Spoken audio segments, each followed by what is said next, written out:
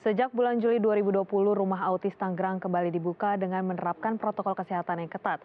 Pada kelas bimbingan latihan keterampilan, siswa membuat kerajinan aksesoris dari mulai gelang, kalung, hingga bros cantik. Rumah Autis Tangerang yang berada di bawah naungan Yayasan Cahaya Keluarga Fitrah menjadi jembatan bagi para orang tua untuk bisa memberikan pendidikan terbaik bagi buah hati mereka yang memiliki kebutuhan khusus dengan biaya terjangkau. Di sini, para siswa tidak hanya mendapatkan pelajaran akademik dan terapi, tetapi juga mendapat pelatihan keterampilan pada kelas bimbingan latihan keterampilan atau BLK. Salah satu keterampilan yang diajarkan adalah membuat aksesoris seperti bros, pengikat masker, kalung, serta gelang. Pihak Rumah Autis Tangerang berharap melalui kegiatan pelatihan keterampilan ini bisa menjadi bekal untuk para siswa agar lebih terampil, kreatif, serta mandiri dalam menjalani kehidupannya ke depan. Untuk mengetahui seperti apa anak-anak berkebutuhan khusus membuat aneka kreasi, kerajinan, dan aksesoris di Rumah Autis Tangerang, saat ini kita telah terhubung dengan Ibu Dwi Astuti selaku Kepala Cabang Rumah Autis Tangerang. Selamat pagi, Ibu Dwi. Selamat pagi, Mbak Priscil. Ya, Bu Dwi, ini yang menarik di Rumah Autis Tangerang ini kan tidak hanya diberikan pelajaran akademik, kemudian juga ada pelatihan keterampilan. Kenapa sih Bu ini dirasa penting untuk anak-anak berkebutuhan khusus? Iya, benar. Kami merasa penting mengajarkan keterampilan karena tidak semua anak-anak ini mampu didik ya, Mbak ya. Jadi kami berpikir untuk membekali mereka dengan keterampilan agar mereka mampu mandiri kelak gitu. Kalau misalnya yang mampu didik ya kita tetap ajarin secara akademik maupun keterampilannya. Oke, kemudian ini kan banyak anak-anak dengan keterampilan khusus, kemudian memiliki kemampuannya tersendiri, apalagi anak-anak berkebutuhan khusus nih Bu. Nah, seperti apa kemudian treatment dan pelatihan apa saja sih Bu yang diberikan agar sesuai dengan anak-anak yang anak-anak butuhkan gitu? Ya. Pada dasarnya semua IBK bisa diajarkan dan dilatih dengan konsisten untuk membuat keterampilan, semua keterampilan ya. Hanya saja kita sesuaikan dengan tingkat kesulitan dan kemampuan yang dimiliki anak masing-masing. Ada anak yang memang terlihat potensinya dan belum juga tergali potensinya di bidang tertentu. Nah, ini tugas kita untuk selalu melihat potensi apa yang dimiliki anak itu.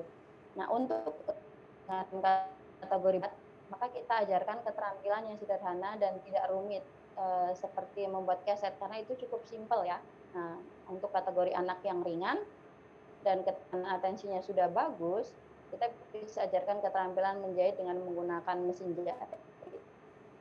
Oke, kemudian sebelumnya ada berapa anak nih Bu yang berada di Rumah Autis Tangerang ini belajar, kemudian diajarkan keterampilan apa saja sih Bu?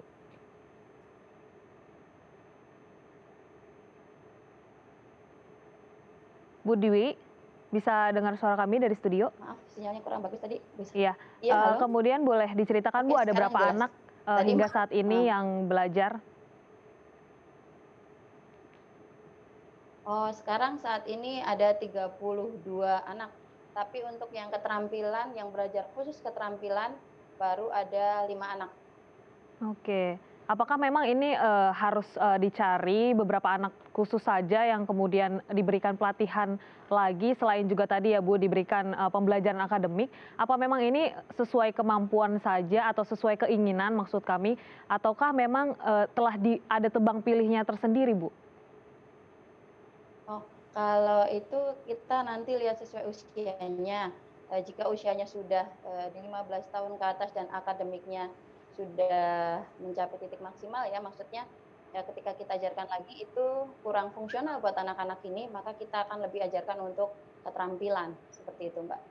Oke, berarti memang ini disesuaikan juga ya tadi dengan umur anak, kemudian juga Iya. seberapa dia sudah mencapai target pembelajaran. Kemudian Bu, berapa lama sih biasanya anak-anak berkebutuhan khusus ini belajar untuk menghasilkan tadi ya ada aneka aksesoris mulai dari ada bros cantik, kemudian ada gelang. Nah, ini bagaimana sih Bu akhirnya anak-anak tersebut bisa mencapai membuat karya tersebut?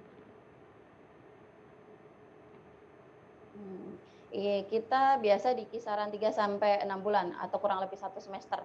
Jadi, kembali lagi ke kemampuan anak masing-masing. Jika kemampuan anaknya lumayan bagus, 3 bulan itu insya Allah anak-anak udah mampu untuk menguasai satu keterampilan.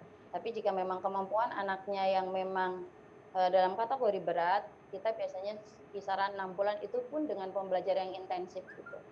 Oke, harus ada pembelajaran intensif. Namun kan kalau kita juga melihat ke belakang, karena pandemi kan sempat juga Rumah Autis Tangerang ini ditutup ya Bu ya.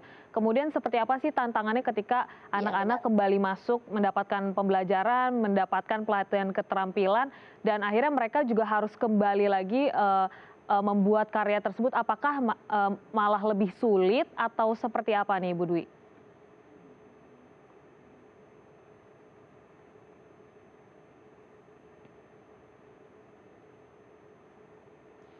Ibu Dwi? Eee, Kalau tantangan kita itu ketika kita daring memang berat ya, Mbak, ya. Mhm. Jadi, tak semudah seperti mengajarkan anak digital. Nah, untuk, kita sendiri tantangan kita ketika memang mereka masuk ya kita harus kita kan sebenarnya memfasilitasi orang tua ya, karena Mhm. banyak keluhan dari orang tua gitu. Jadi kita sebelum memang memutuskan untuk masuk itu kita benar-benar meminta ilmunya dan benar-benar harus menjaga protokol, gimana caranya biar kita itu bisa tetap aman, sama-sama aman. Jadi Oke. dengan tetap pembatasan, jumlah siswa yang masuk, pembatasan jam belajarnya, tetap dengan beberapa syarat gitu.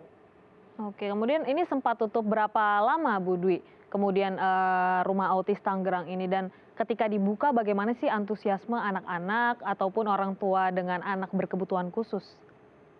Ya, kita sempat tutup kurang lebih 3 bulan ya, dan kita buka pun itu dengan, apa ya, jamnya ya tidak langsung jam panjang, bulan pertama itu kita hanya 1 jam.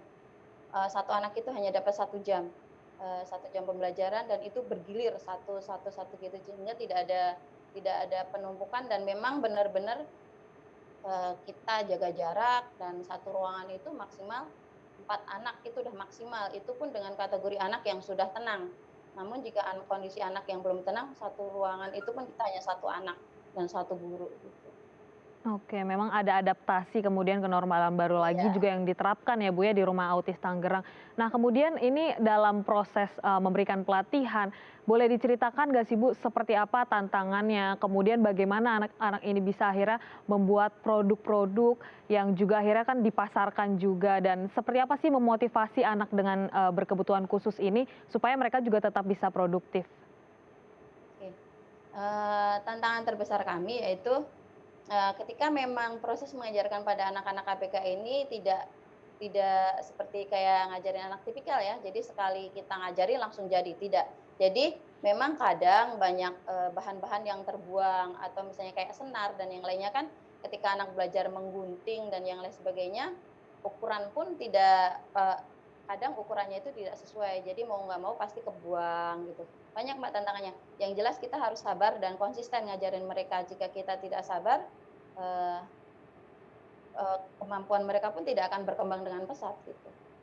Oke, kemudian sejauh ini, tadi sudah berapa banyak karya yang bisa dibuat oleh adik-adik di Rumah Autis Tangerang, dan kemana aja sih Bu kemudian, karya-karya ini disalurkan, apakah dijual kembali atau seperti apa? Ya, untuk saat ini udah lumayan banyak ya, kita udah produksi dari tahun berapa ya, udah lumayan lama dan itu, kita dipasarkan ke berbagai tempat. Ada yang dititipkan ke toko-toko ataupun ke gerai rekanan-rekanan kita, dan ada juga pakai media sosial guru-gurunya. Bahkan kita juga menerima pesanan aksesoris dan itu udah sampai terakhir kemarin, sampai ke luar Jawa dikirimnya, gitu. Oke, baik. Ternyata memang tidak hanya membentuk anak dengan berkebutuhan khusus lebih produktif, tapi memang ini menjadi menghasilkan juga ya Bu untuk kemandirian anak-anak tersebut. Baik Ibu Dwi, terima kasih telah hadir bersama kami di Halo Indonesia. Salam untuk adik-adik di Rumah Autis Tangerang dan tetap jaga kesehatan. Baik, terima kasih banyak, Mbak. Ya pemirsa, jangan kemana-mana, usai jeda kami akan menyajikan informasi dalam bahasa Mandarin. Tetap bersama kami di Halo Indonesia.